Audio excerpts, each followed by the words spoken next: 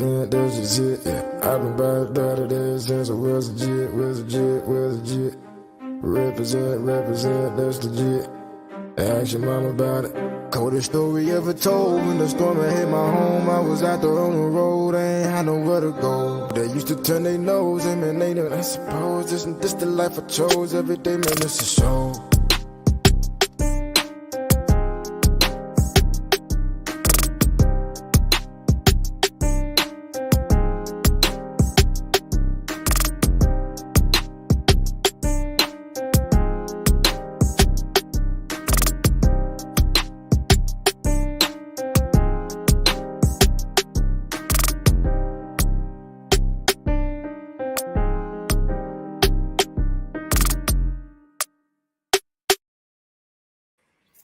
Hey everybody, welcome to Authentic Ears. We are here. We're back again on this fine Monday.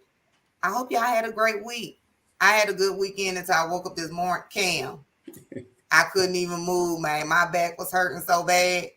Look, this probably because I was out kicking it with Jasmine all weekend, acting like a grown old person. So how did everything go? I seen the photo shoot. At first I was like gonna come, and then things just came up. I called Jazz. I was like, what's your cash app, Jazz? I'm gonna go send you some money. Happy birthday. Do your thing. You know what Look, I'm saying? I can't wait till it's my birthday so I can get some cash app funds.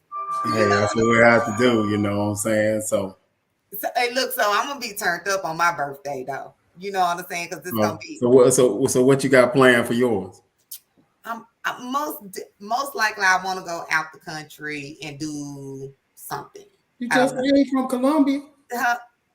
You just went to Colombia. Who you think you are? Let's not even talk about that. The Colombia trip was fun. Okay. It was the group that not the whole group, but some of the people I was with. I was like, y'all supposed to be professional business people. Hi Natasha, hi Uncle Junior, hey JD. Really, Lariah, I don't know why Lariah, I'm going out the country for my birthday. I need you to stay here and watch your brother. No parties at the house, so make sure you come down. But yeah, most definitely. That's what I plan on doing. I don't know yet though, because it's so far away. It's in August, because really Virgo season should be all year, but I give everybody else daytime. Why should Virgo season be all year? Y'all ain't nobody. Well, you know what? Let me say, I can't say y'all ain't nobody because my son was born in August, so never mind. Because we the shit. That's why. Why. What's up, Antoine? We had a ball this weekend. Hey, was that the dude that was sitting beside Jazz at the party? Yeah, that's her brother. On the video? Yeah.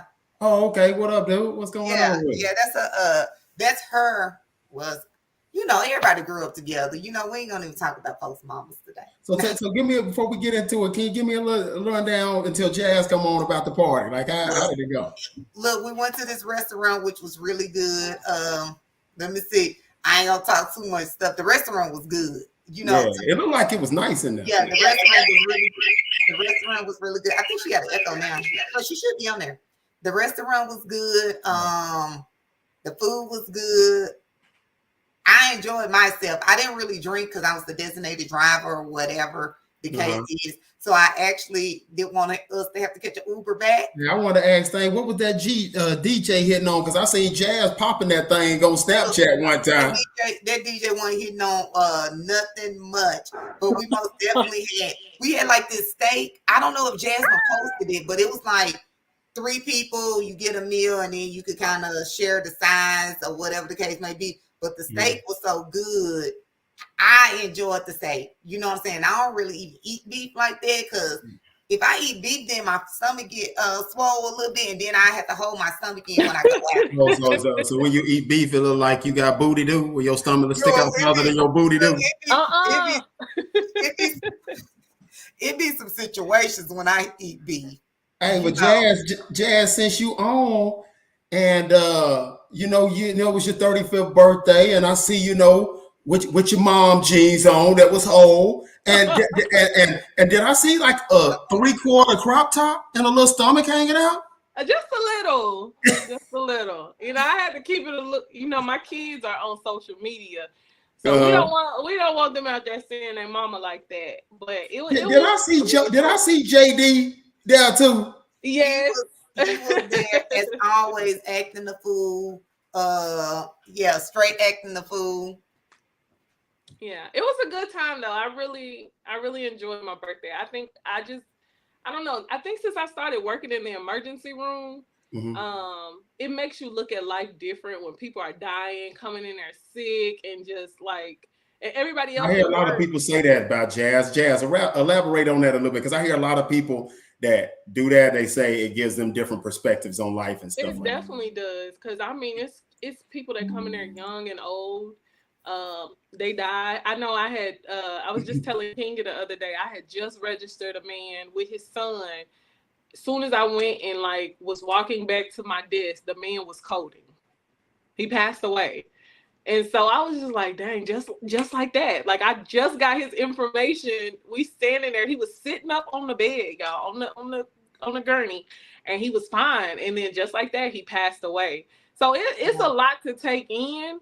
But for me, I'm just like, okay, because this birthday, it was just like, I'm just grateful. You know, I'm grateful for my people, the people who love me. I don't have time for anything else. I just want to live life. But that it's definitely an eye opener, because death doesn't have an age, you know. You know what? I think a lot of times we get caught up in the aspects of life and not realizing that none of this stuff is promised. None of We it. act like we make plans like we going on it, Kenya, just like me and you was talking about your birthday. Yeah. We make plans like you going on a trip and it's Virgo season, everybody else don't matter. And we just act like these days are given to us. Like we know we're gonna be here. What's up, JD? What it do, baby? Yeah. And I think we do that. I was listening to well, it wasn't a podcast, it was an audio book. And it says stop doing that shit. That's the name of the book. And it's more of a if you listen to it, he write a lot of books on like narcissism and stuff like that. But stop doing that shit. He was saying that a lot of times we say, oh, I'm just living in the moment. But he was like, it's the moment anyway. Like, where else would you be living at? If I'm standing right here, right now, I'm in that moment. However, a lot of times we look towards the future. My grandma used to always say, if the Lord's will. Happy heavenly birthday, Grandma. Yes. Hold on, don't call her Grandma. We call her Mama, because I was about to say, what are you doing? That is what am I doing? Because it's my mom, but of course it's my grandma. She raised us. Happy heavenly birthday. But she used to always say, we was like, I'm gonna pick you up tomorrow, take you to the store. She'd be like, if the Lord's will.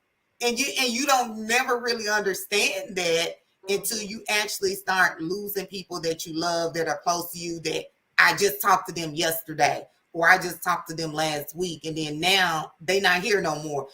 So living in the past, holding on to stuff, because I had a really hard time. I had a forgiving problem. Like I did not, if you cross, and I'm still working on that. I ain't all the way there yet. But if you cross me, you cannot come back across that line.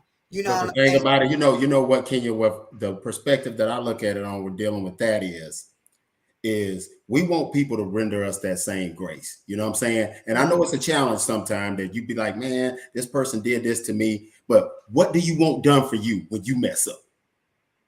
And that's how I try to humble myself, you know what I'm saying? Because you can sit there now, Kenya, but you don't know what life is going to bring. Yeah. You know what I'm saying? Yeah, you're right. Not that I would ever wish anything bad on you, but like I said, things can happen where you would want to have forgiveness, and I think that's where you kind of have to like. Yeah, that's how I feel about forgiveness. Like I will want that same grace upon myself, because people make mistakes. And if you know better, you'll do better. So you kind of gotta, a lot of people don't know better. So yeah. So remember that, Kenya. When you get cheated, Kenya, when you get cheated on, you gotta render that grace. No, and give him a second. Wait a minute. Okay, since we talking about that, no, I ain't rendering no grace or nothing like that. I may forget, but I'm getting on down. Jasmine, Erykah Badu. You watched that clip, right? Yes, that's my girl. I love Erykah Badu. I feel like she was ahead of her time on. So I know everybody don't relate to her when it comes to certain things. I do. But I feel like she was ahead of her time and people couldn't appreciate her. Right. I don't know what Cam talking about showing grace when cheating. You better call Tyrone. Come get your stuff. No. You call Tyrone, are you going, I guess I'll see you next lifetime? No. Next lifetime will work because he might be a changed person. I don't know, but it would have to be a next lifetime. Ain't nobody It will selling most definitely have to be. You know, Tamara Hall did a show on with Erykah Badu. I want to say it was like 2 weeks ago, and I seen the clip and I sent it to Jasmine, and I was like, what y'all think about this? Because this week's topic, I was just like, what y'all think about this? There's just so much going on. I don't even know where to pick from. And she was saying a lot of people were saying that a lot of guys named Tyrone was calling her, talking some that were sending her letters, talking some she ruined it for them. I don't know how true. I can't even vouch for that because my dad named Tyrone. And he was playing from the Himalayas. No, my dad was a really nice man, rest in peace. I don't know. He said he really only liked my mom. I guess that's why I ain't got no other outside brothers and sisters and stuff. It's just me. You know what I'm saying? Well, my daddy didn't like my mama. Didn't like mama that much because he done made some babies. But see, Jasmine, you're the youngest though, and then your brother. No, I'm not. We have a brother that is the same age as my daughter. But yes. That's just one other child now. That's still weird. But you know, back then people had 2 generations of kids. Yeah. You know, way back when Mama and them was growing up down in Stuttgart, Arkansas, they had 2 generations of kids. So, Cam, do you think that song ruined it for some of the men, or what you think about it? Because she said some people say she was man bashing, but she was like a hit dog, a holler. Yeah, yes, man, I was like, you know, I didn't really like it too much, you know what I'm saying? Because she was putting us on blast, especially, the brothers that's, coming up a little short on change, you know what I'm saying? Mm-hmm. Hello, Empowering Perspectives. Greetings. Oh, Empowering Perspectives. Oh, greetings, family. How you doing? It seemed like I could get some empowerment over there. Okay. Next lifetime. Nope, no next lifetime. No next lifetime. But I don't think so. She said her backstory was like Natasha Cummins was just saying, and if y'all get a chance, it's on YouTube. You can go look at the Tamara Hall show, and it's a brief clip. I think it's like 13 minutes. She was saying that she took it, her and her sister, based on what she was hearing her auntie and them talking about different men and stuff. So she just turned it into a song. Actually a freestyle. Uh-huh. It wasn't really supposed to be like a song. It was actually a freestyle. That's why it's live at the concert. Uh-huh. Like the recording of it's a live version because it was a freestyle. She was just making a joke out of what her and her sister were doing. Appreciate it. About her auntie. Appreciate but yeah, it I think people just kind of took it too far. And you know what? Because people don't like accountability. You know what I'm saying? They don't like to be called especially what when we talk about people, especially what gender. No gender. All. Okay. I was saying that to someone earlier about this girl. She kept posting on Facebook, I got rid of my friends and my family. I just want peace. My thing is, that's great. But a lot of times people be saying that the whole time they kicking people out their lives, they were supposed to be searching for peace within themselves. Yeah. This didn't have nothing to do with anybody else. This was an inside assignment. But now you think because you so egotistical and it's all about you, now you thinking you got to push everybody away so you can obtain a peace. But the peace was supposed to be an inside job. Yeah. It didn't have nothing to do with nobody else, basically, what you saying. Like, oh, okay. So she is a female and she lacked accountability. Yeah. But sometimes we all go through those phases where we don't want to take accountability, for our actions and what we do and what we say, how we move. And we're always going to point the finger and blame other people. And since we're but did you know what, Kenya? That's one thing about me though. I really, and I know y'all might not want to believe this, I really can say I've always owned my junk, man. Even when I was jacked up, I always owned it. And any woman that have ever dealt with me, I always own my stuff. Yeah, I could believe that about you. You know what I'm saying? I like I said, I'm because I'm the type of person I'm going to defend myself to the end if I think I'm right. Yeah. But if you prove to me that I'm wrong and what you're saying is fact, you won't get no response out of me. I won't even fight it because my grandfather told me a long time ago, the truth defends itself. You know what I'm saying? And so if you're telling the truth, you'll never get no comeback off me, you know? I can see that about you. So when we talking about accountability, y'all, let's talk about, it's been going on. We know it's been going on. It's just now everybody, we have social media. Now they have implemented body cams and everything at the police force. The tragic, it's just tragic. I ain't gonna say incident or accident because to me it was intentional. That happened with Tyree Nichols back in January. What are y'all, what is Jasmine, what do you want to say about it first before I go in my spiel? Because you might take all the words from No, me. I don't think I am. But it's actually sad to watch. I couldn't really finish the videos and stuff of people getting abused like that, whether it's from police or anybody. I can't watch videos and stuff like that. The fact that they went through so much to try to hide stuff and things like that, it's like they know they did wrong. But then also being that these are some Black American men and they just sticking these charges to them and putting them in their place right away, it kind of just opens your eyes to, well, if your eyes weren't already open, it opens your eyes to let you know, like, no one's exempt when you are Black in America. Like, you know, even if you are the police, you're not exempt. If you out here doing something, you might think they might have your back because of the uniform, but no, you're not exempt. I don't know where the disconnect is between the police and the community and why it is like that.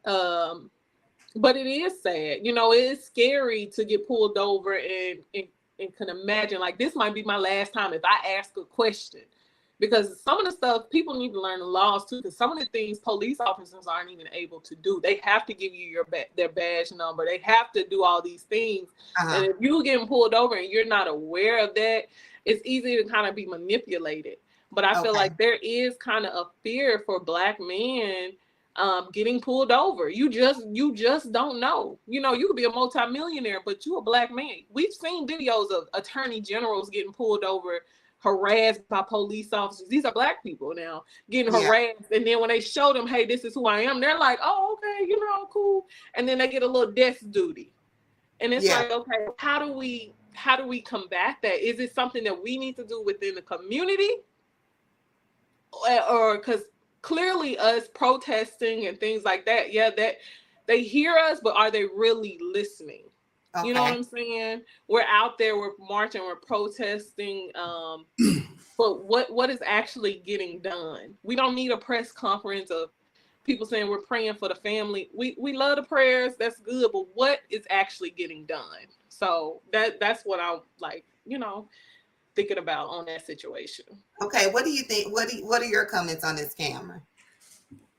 Well, I look at it like this. First of all, I feel like we don't really have a lot of us in politics in reference to, you know, because it's about trying to get laws changed, first of all. You know what I'm saying? So we don't have enough of influential people in politics that are not, how I'm going to use Dr. Umar's words, cooning. You know what I'm saying? Yeah. Because a lot of the ones that are on that level, they kind of like really don't represent the common average Black man or black woman, Black family.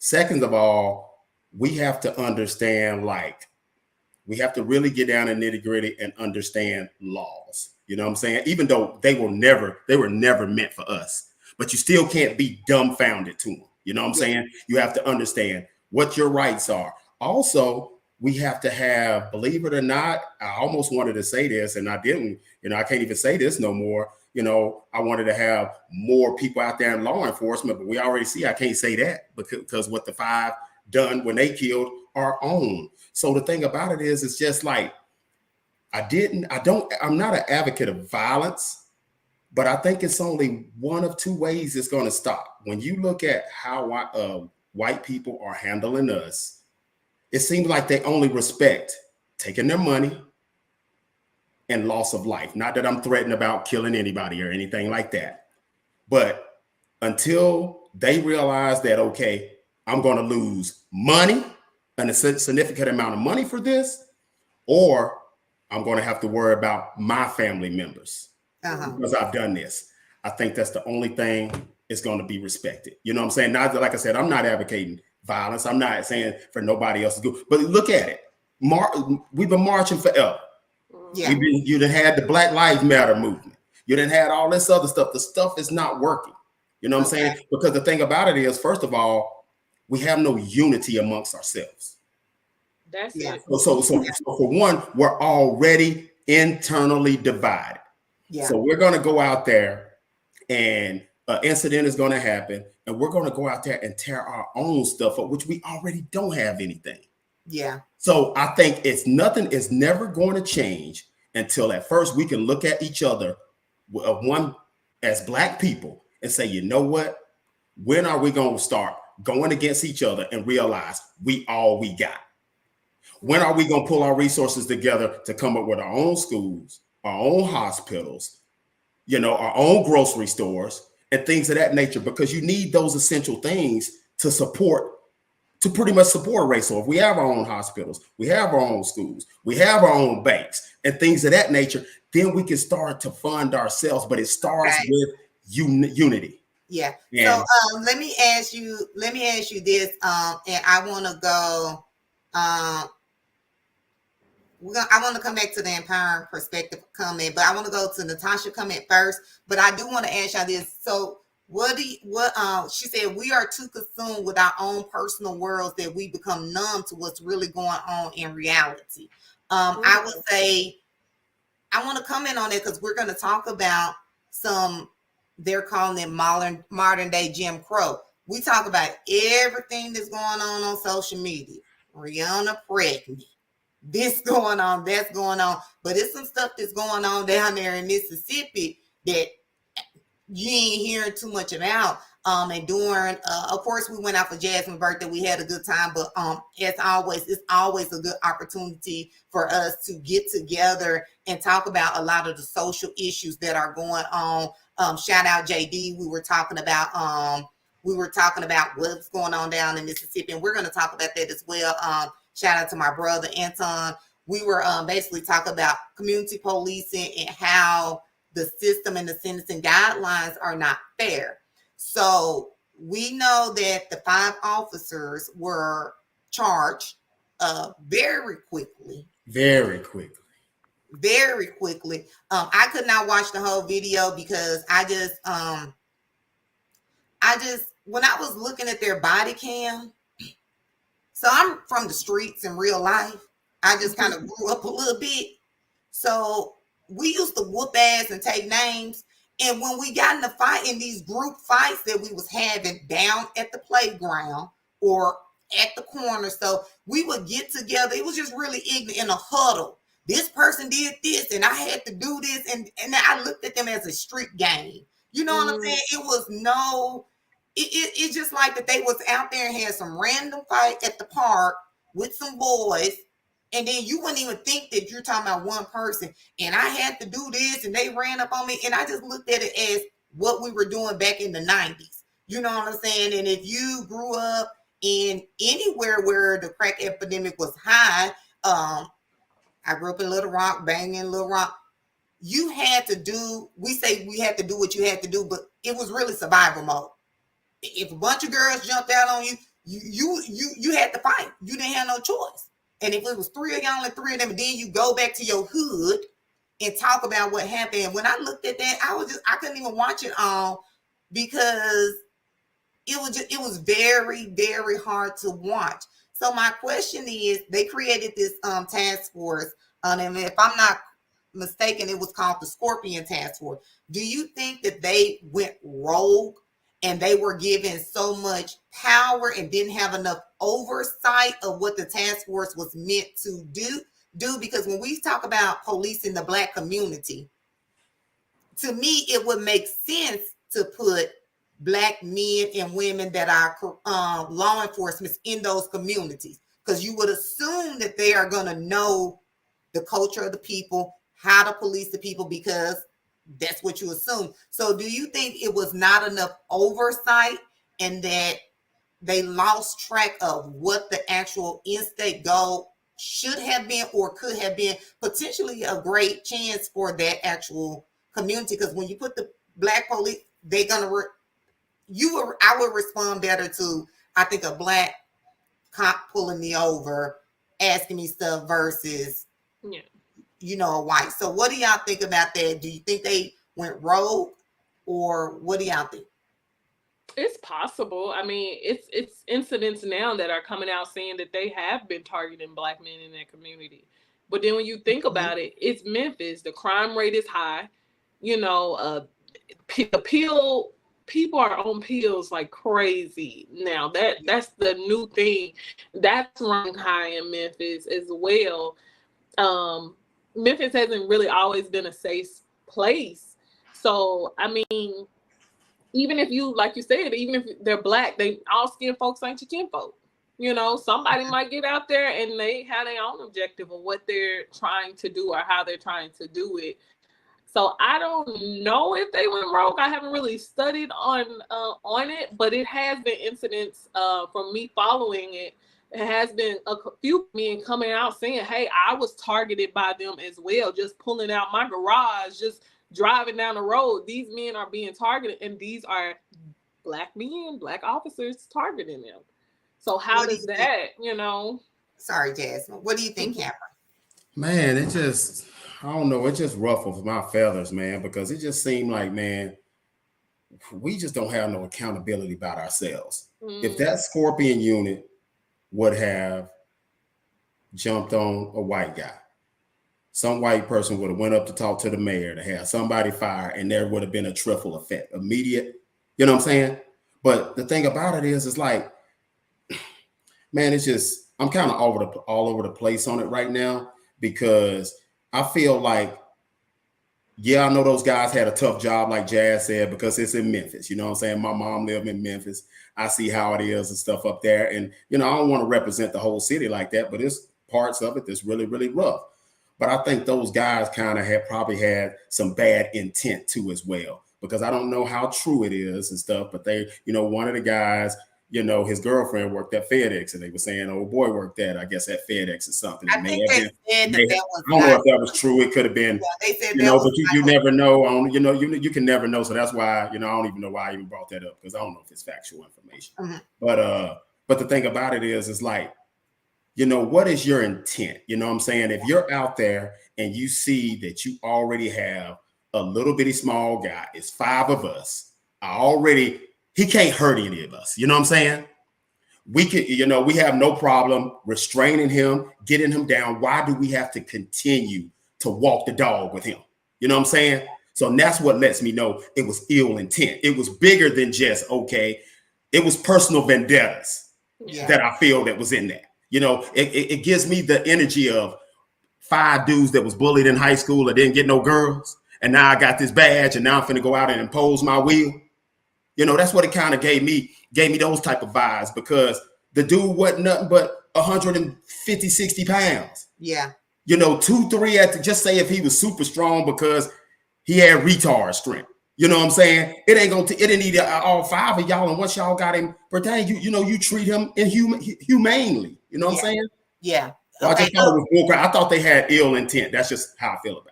If we can we go back to empowering perspectives, the comment before this one that's up? I don't know if y'all see the comment. It's up on my end. I agree. In theory, policy is the gateway to change. Unfortunately, I don't think we believe anymore in the system enough to buy into the change of policy is supposed to be implemented. Agreed. Yeah. Agreed. It's just we don't real about it because it's a policy that really deep down, no one for you. Yeah. You know what I'm saying? For us. Yeah. So I most definitely agree. I agree with that. Some of this stuff hasn't been changed, and God knows when. Mm-hmm. And so we have to take that in consideration as well. When you already from the time the Constitution was written, not even even represented as a full man. You a portion of a man. You know what I'm saying? So the stuff wasn't written for you. It wasn't really to benefit you. Yeah. So do y'all think that of course the officers, they were charged swiftly, but it was a lot of bystanders around when they got there? Do you think it should have been? I know some of them, some of the first responders were fired.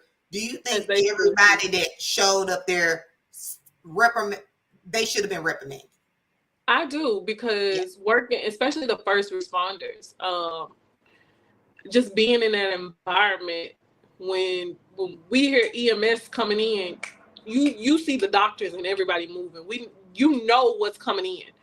Yeah. So as a first responder, you're already prepping yourself, prepping everything, and that should have been what it was. It shouldn't have been anything else. When you come in and you say, hey, I'm having chest pains, I can't breathe, we don't have you sit down and say, okay, give us a minute. You straight going back. Yeah. And as a first responder, you take on that responsibility.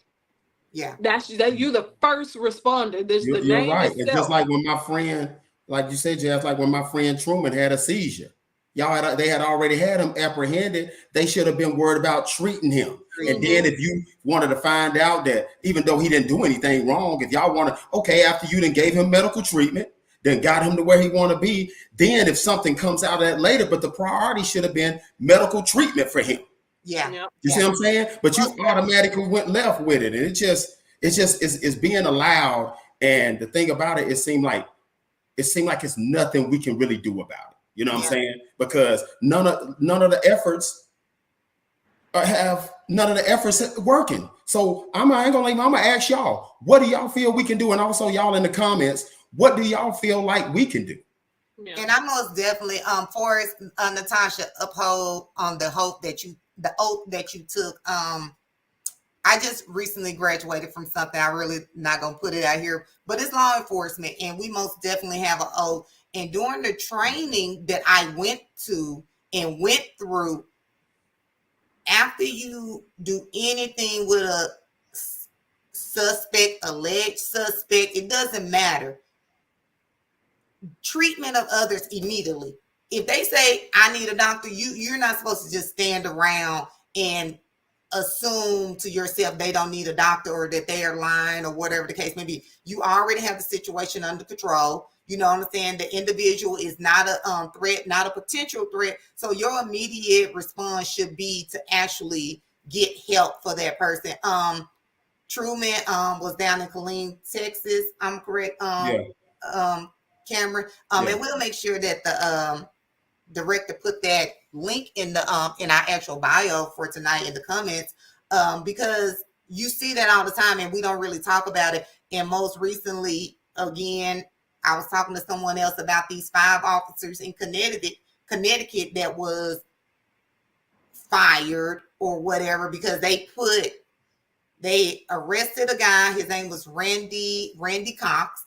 They put him in the back of, I guess in New York and stuff, they call them paddy wagons or whatever the case may be. I put him back there, didn't chain him down. The driver came to a abrupt stop. He hit his neck. You see all this on video cam. When he gets to the jail, he's laying on the floor. You know what I'm saying? They drag him out like he's faking or whatever. Long story short, which is not a long story short because it's still ongoing, he's partially paralyzed. Yeah. But when they initially seen that he needed some type of medical treatment, it was, he's faking, stand up, do this. If you are faking, maybe people are faking, but that's not our job to determine. If they need medical attention, that's what we should be providing to them at that time. Yeah, Empowering Perspective put a good comment. Empowering Perspective's got a good comment. Kenya, just saying, just so. Is this the one you talking about, Cameron? Yeah. Okay. Every professional has a code of ethics they must live by without question. Regardless of what happens on the scene, they had the ethical and social responsibility to render care. Always. And that's kind of like that in any profession, like he said. Because if you at a corporate office and somebody fall out, You ain't You gonna be bring it. standing around looking at Hey, them. hey, Kenya, I think that's Coach from and he's a really intelligent guy on Uncle Junior Network. Because they put the number up there, and if you want, I would like to get his perspectives on some of this. If he could like call in, he's a really, Okay. really knowledgeable guy and could really give us a lot of insight on that. Director, could you put the number up there? And if Coach or Uncle Junior, any of y'all guys want to call in and comment on this, we'd like to hear what y'all have to say in reference to this issue. Yeah, so we as a people, I think community policing needs to get back in effect. Where I grew up at, I was a little rough around the edge. It's a good thing, Jasmine, you didn't have to suffer through our shenanigans. No, I wasn't living through that. However, when the police that patrolled our neighborhood in the South End, they knew who you were, so it was, I guess it was, to me, I haven't had any run-ins with the law or anything since I've been grown, but as a teenager, I had a lot of run-ins with the law. But I see, from what I see on social media and videos, I didn't see that treatment. And I don't know if it was because of the people, who the people are, and how you actually went into that profession because you cared about your community and you want to see your community get better. I don't know what the reason is, but if you did something, they'll pull up on you and say, just come on over here to the car, put your hands up, and let that be that. It wasn't no beating you or anything like that. And and always the potential suspect that are not suspects that are having a mental health breakdown. They have no concept of what they're doing, what they're saying, or anything like that. Jazz, your hospital deal with a lot of mental health patients, correct? Yes, and it's wild. I didn't expect it to be like that. I knew what I was going into. I'm like, okay, as a hospital, people will die, people get sick, you'll see babies. But the amount of mental health people that come in there it's actually pretty sad. And half of them do come in there by officers. They out on the street being what other people consider violent and other stuff like that. But the whole time they're having a mental breakdown and they don't have anything to control it. You throw them in a cell, but the whole time they need help. Yeah. Then you release them back out to the street, and it's just the cycle keeps continuing. And I don't know what it is. I mean, I wasn't scared of the police growing up. I remember we lived in a rough area, but I wasn't scared. And I think now it's just a lack of respect. Nobody wants to say anything to nobody because I'm offending you. If I correct you and say, hey, maybe you shouldn't do it like that. Now you hating on me. You jealous of me. Like, everybody is so sensitive. Yeah. Everybody, and I'm talking about within our community. If you love your brother, you see him doing wrong, it should not be a problem to say, hey, let me pull you to the side. We don't conduct ourselves like that. You're a man, you're developing, you're growing. Let me show you how to kind of do this. Oh, that man hating on me and da-da-da-da-da. So it's like, how do we even reach our people when telling them, hey, this, and this, maybe we should do this and not do it that way. Oh, they just trying to control me and da-da-da-da-da. It's like we don't respect anybody's opinion. We're afraid of correction, especially with the youth. Right now, young kids are just dying left and right by you can get on the news right now and see a 14-year-old killed a 14-year-old. Yeah. Yeah. Hey, we got a caller, Kenya.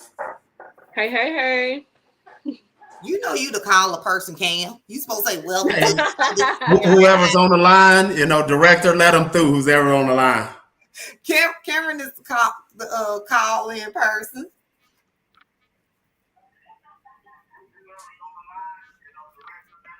I hear echo. I hear you, Cam. I don't know. It wasn't supposed to be me, though. We're supposed to hear the call. People, it's Sterling. What's going on? Hey, who is that? Who's on the line? Sterling. Hey, Sterling. Oh, what's up, Sterling? How you doing? What's going on, man? Man, not much. I'm up there packing my bags, man. So I had to call. I had to call in, man, because we're probably being from up north. We ran into it was mainly off the street. So So I think, it all depends on, I guess, the area that you're from also. I can say being in the South now, I'm more, how can I put it? I'm more situational awareness when it comes to police. Even when I got pulled over here in Texas, I rolled all my windows down, put my hands on steering wheel. But I guess there's certain things that you get accustomed to being in different areas. But yeah, Texas is definitely different when it comes to policing. But yeah, I really didn't feel police brutality growing up. And, I always talk about, unity between black people, but, I don't think it ever going to change because it's just something about black people, man. We always trying to one up on each other. So I don't think that's going to change, man. It's going to take more than just unity. Kind of look at it like this. We got president in the house right now that's hiding documents, doing all types of stuff, man. So they can get away with it. What do you think those policemen going to do? Yeah. Cam, you have any questions? No, I don't. Hey, Sterling, but from from Texas. But what was your experiences with the police in Philly, since from a city perspective? Just from a city perspective, man. They really didn't mess with you like that, because they had certain people they were looking for. Someone like they, took people off the corners or anything like that. So a lot of that stuff was like gang units, task force, or you knew the police just by seeing them on a daily basis. Like I grew up with a cop on my block, and everybody knew him as much. We didn't know him as a cop. We knew him as much, just because we all grew up together. But I guess seeing cops every day was just a normal thing going around the hood. It was normal. It wasn't like something out of the norm, So I say a lot of the cops were like either we knew them from growing up, or they just was cool, come around the corner, hang at the basketball games and stuff like that. But we really didn't have no issue with the cops unless you were really selling drugs.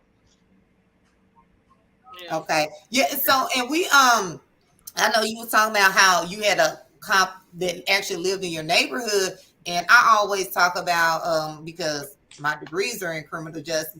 We talk about community police, and the ones that are policing and patrolling the neighborhoods, they don't stay in those neighborhoods or on that. They stay way somewhere else, and they driving in 45 minutes to police a neighborhood that they know nothing about. And they try to learn. Yeah, you can actually learn about the neighborhood, but if you actually grew up there, you're able to, in my opinion, you're able to have a better impact. Sometimes situations may come across where you have to move out, but you grew up in that neighborhood, so you know the impact and the struggles that are going on. Thank you for calling in, Sterling. I hope you enjoyed your trip. Peace. And Sterling brought something up about the people that are up here that we elect in. Y'all don't judge me. This is the no judgment zone today on the 20th of February. But I did not vote this year. Well, last year. I did. No judgment. I mean, how can you honestly believe? It's hard to believe in the system right now. Like everything that's going on, if you just look at the world and the state that the world is in, and I'm not just talking about just rent and high gas prices. I'm talking about like the gristle. The world right now is in a horrible state. How do people find hope in any of that? You know what I'm saying? It's people working 2 to 3 jobs just to get by. Yeah. It's people out here who don't have mental health benefits, but they on their last leg. We got a caller on the line. Let's see. We got Kenya. Caller, what's going on? Who's on the line?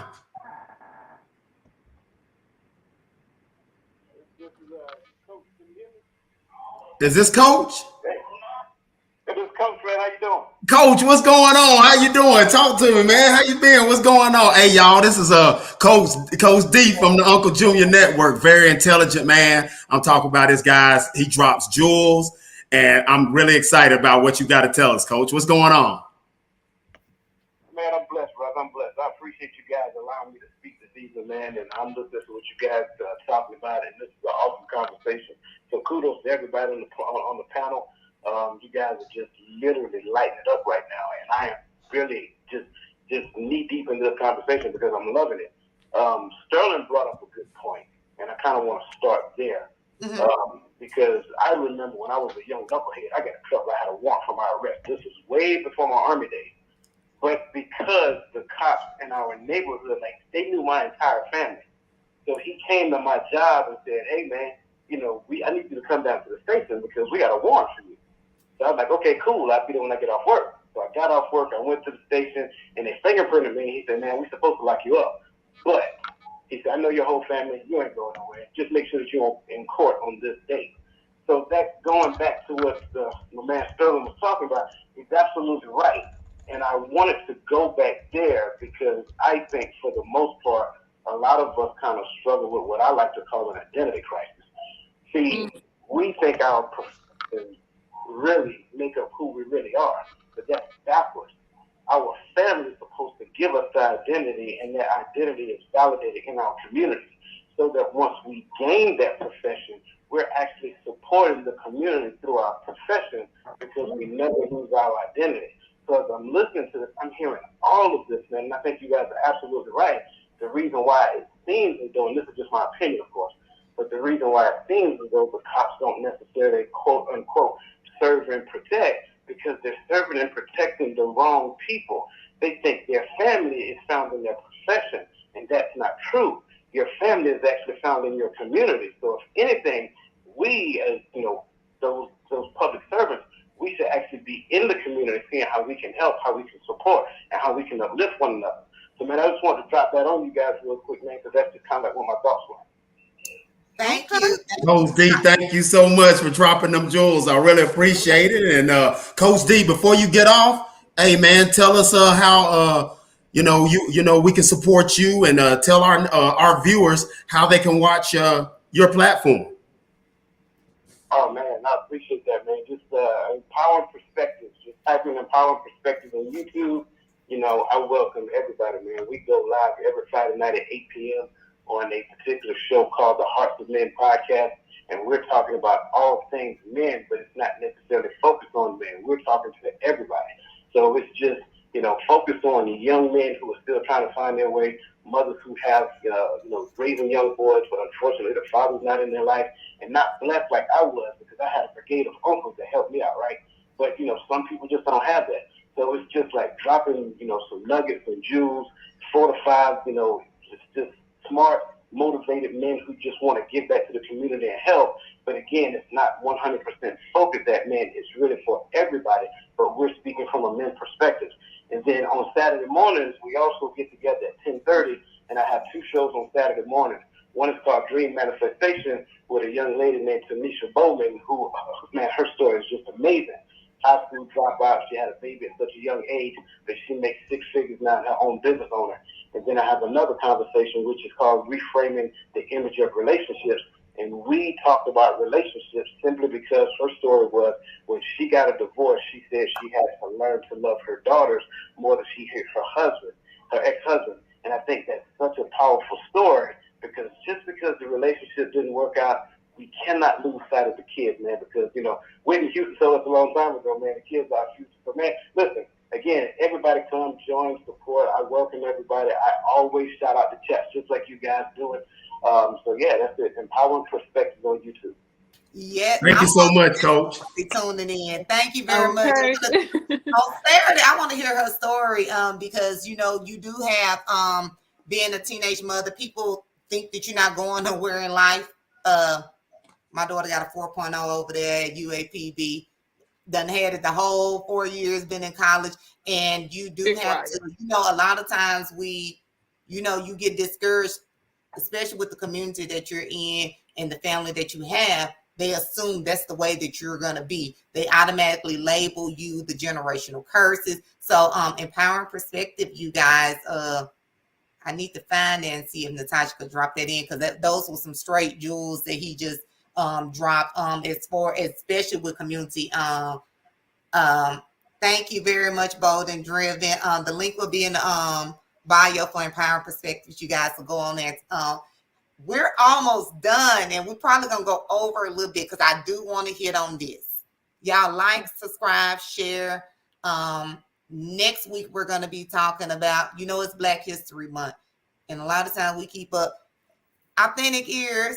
Of course, I always have to say we're real, raw, and relevant, but we everybody that's on the platform, Sterling, we do stuff in community. We do community service, domestic violence shelters, stuff in the community. So a lot of times we talk a lot about relationships, but what's passionate to me is most definitely law enforcement, criminal justice reform, and what I can actually do to help. But I want to talk about this modern day Jim Crow. That's what they calling it down there in Mississippi. Yeah, don't tell us about what's going on down there in the SIP. Okay? I wish my homeboy Span was on right now, because he down there in Hattiesburg. Don't tell him what's going on in Mississippi. We'll most definitely hit on that next week. But apparently down there in Jackson, Mississippi, I ain't gonna say apparently because it's done already passed, and I'm making sure I read my notes. It's passed the House 76-38. They trying to create their own court system down there. And during the last census, it's 83% blacks. So it's headed to the Senate now. And they're claiming that it's because of growing crime or whatever the case may be. With that being said, me, if I'm a sitting official, I can appoint Cameron, my homeboy, to be the judge. Not the elected judges. I'm just appointing my homeboy to be the judge. And that's something, if y'all haven't read the new Jim Crow, make sure y'all pick that book up and go read it. Y'all, I can't even get through it because I get upset with the sentencing, over sentencing. Not necessarily, we need corrections and punishment. I do believe that. Yeah. I don't believe in the sentencing guidelines that are being handed down. And when you actually do your research, you can actually see it. So we're going to talk about that because we almost out of time. We're going to talk the Jim Crow next week doing Black History, our Black History America's show. Black History Month, because we Black 24/8, baby.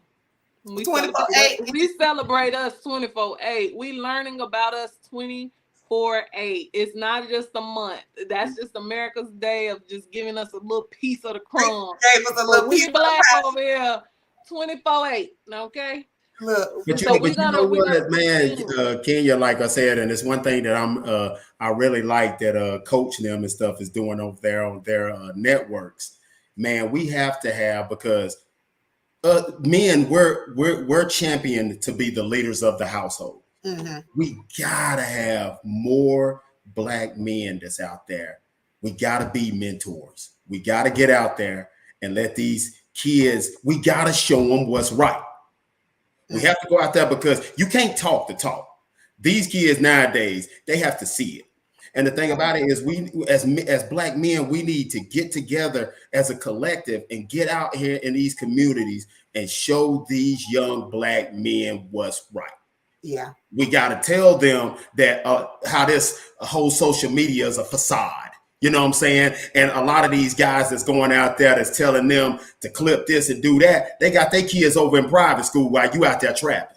While you out there, you know what I'm saying? With a wife. With a wife.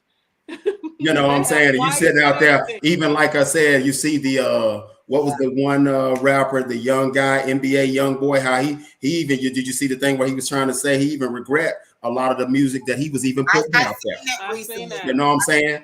And the thing about it is, you take these young guys that ain't never had nothing, you putting dollars in them and you pumping that music into them, you know what I'm saying? And they're influencing those young guys, the young kids, you know what I'm saying? So we have to have men coming out there, putting on suits, giving classes on discipline dining, giving classes on how to tie a tie and a bow tie, giving ties of it's cool to be in a freaking suit instead of having your pants hanging off your butt. Yeah. You know what I'm saying? And the things are like that. So, and the thing about it is I think as Black men, a lot of times we sit there and we say what women ain't doing and stuff like that, which is a lot of accountability that got to come on y'all end. But it starts with us, man. We have to get out there as Black men and do the freaking work. Because nobody's going to police us up. We're sitting here complaining about cops. We're complaining about elected officials. But what's going to happen is we're going to have to get out there, put our personal vendettas, and hey, I'm mad because this guy got more money than me and got more money than this. We have to put our own personal feelings out the background and go out there in these communities and do that freaking work. Yeah. You know. And shout out, Cam, accountability. And yes, women, we most definitely, me and Jasmine and my other sister, we were just talking about this over the weekend. You know, the way the women raised me and us when we were growing up is not how the mothers are raising their children now. A lot of times, as I said, you know, I was a teenage mother. So a lot of times you're growing up with your child. You know what I'm saying? When you have kids at such a young age. However, fortunately for me, I had my grandmother, mama, my aunties, my mom there teaching me what I needed to do to, she not your friend. You her mother, so you need to teach her the right way, you know, to go. And my daughter, I don't know what was going on with her. I said this on a couple of shows ago when she was like 14. I think she had done lost her mind. However, I was the happiest day that I could say I had is when she called me from college. She was going to Alabama State at that time. And she said, Mom, I'm so glad you taught me how to do this. These girls up here, they're doing this. And I didn't say, I told you so. I was just like, okay, now you got to start teaching them or showing them different ways. So we were just talking about this. I'm not a makeup person. I'm not against makeup, but I was always taught makeup enhances you. You don't need on a full face, especially at a young age. But we're not seeing that now. We're not seeing, we're not seeing those teas that we used to have at the church back in the days where all the women get together and you do the tea or anything like that. So it's nothing for the young girls, really. Like when you look at it, I was just talking to a friend about it too, and we were having that conversation. It's no clothes for the young girls. I remember going to Gazooks and Route 21 and the Limited. For the young girls now, they got straight wigs, straight boutique clothes, and half of the boutique clothes got holes in it. They're see-through, so it's not even giving them the opportunity to be children. Like they just going straight. I'm like, girl, you look my age, and I'm 35. It's girls in high school. I dropped my son off at school, and I'm like, what is going on here? They 30-inch hair and things like that, and I'm like, what is going on? Like because we're you know, for both men and women, we letting social media raise them. Instead of us getting out there, both men and women, you know, going out there doing the work, and we're catching a hold, letting them know that this is bull crap, but there is a better way. And you know, and if we continue, we're gonna let it get too far gone. Yeah. Oh yeah. It already has. You know? It's halfway there. Let me ask you this: have you noticed that brand? Is it American Girls? Mm-hmm. They don't, and that's for little girls, you know, teenagers and young girls. Have you noticed they don't have none of those in the malls in that's close to the hood? You gotta go to an outlet or the Galleria to find that particular store. And I just actually thought about that. Hey, we got a question. Can y'all ladies help answer that one question? Because I was thinking about it too. Say, where can young ladies go to get mentorship? It kind of depends on what area you're in. I was military, so I was all over. And when I was in El Paso, I ain't denounced myself, but I was part of Kappa Epsilon Psi military sorority. So we did a lot of mentorships down there for the young ladies. We did gallops for them. and I was a mentor in my daughter's school. And it was, if you've been in El Paso and you have young Black girls there, it's a challenge for those young ladies down there, because the down there is the majority Hispanic young ladies. So it is a challenge for our ladies, and as well as the Hispanic young ladies. But of course, there they had more of their they culture. had more for them because of, you know, their culture and stuff was there.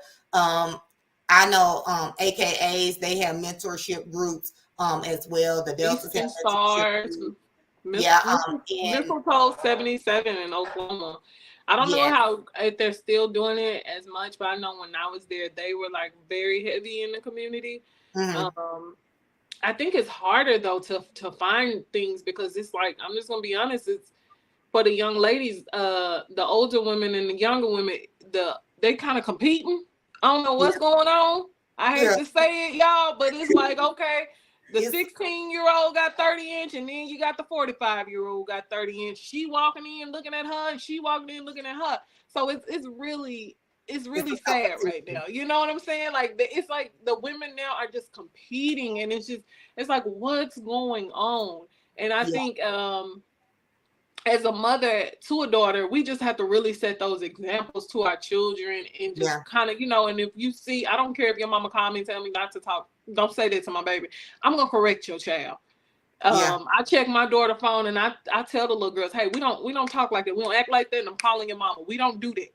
That's not yeah, what we doing. That's not how we carrying ourselves and all of that. And I have built relationships with these mothers, because I would want you to say something to my daughter if she was out there, and she doing something. And like I said, we get so offended, and these women are competing with one another. My butt is yeah, bigger. I went to Mexico, but I went to Cuba. I went here and got my teeth. It's like, it's just a big competition that we yeah, can't even focus on helping the youth yeah, with yeah. with the women. And that's just the truth of it. It's sad, but I don't know where these young women could go to, get the big brother, big sister. That used to be a major Yes, program. They Natasha. don't even have people They don't volunteering they don't for have that enough anymore. volunteers when I looked into it here. But coming soon, I don't know, my cousin, he not watching, but my grandma created this foundation called the Dunnizell Johnson Friendship Society. And this is to answer your correct question, Uncle Junior. And I'm here in Arkansas.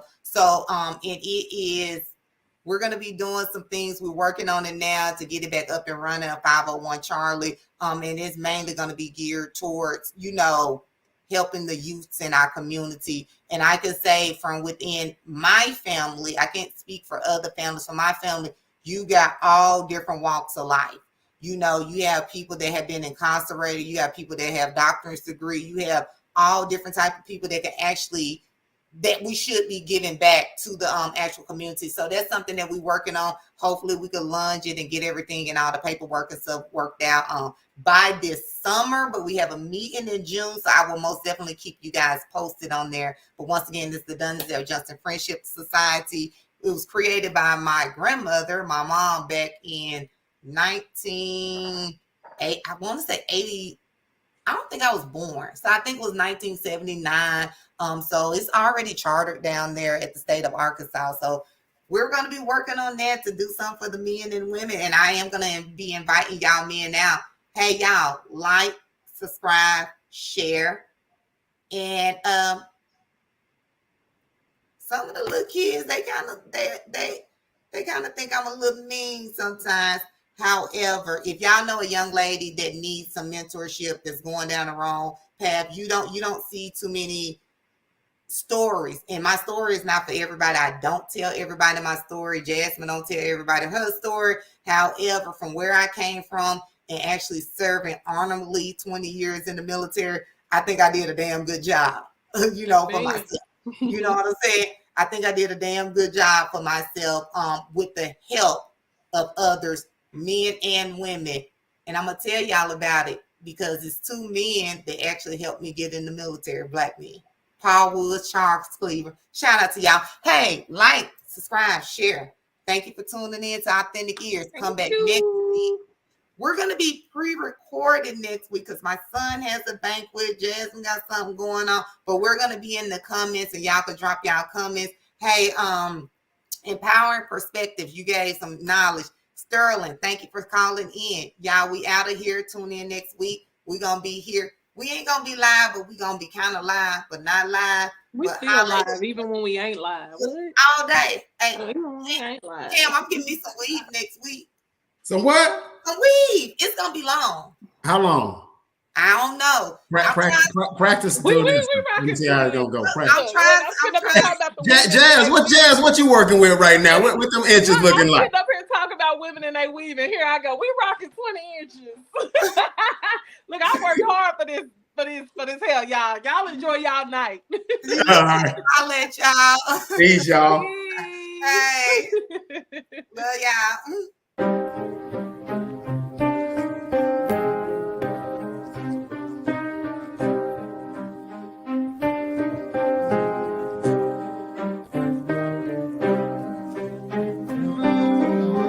Real raw, real event, that's just it, yeah. I've been about it ever since I was legit.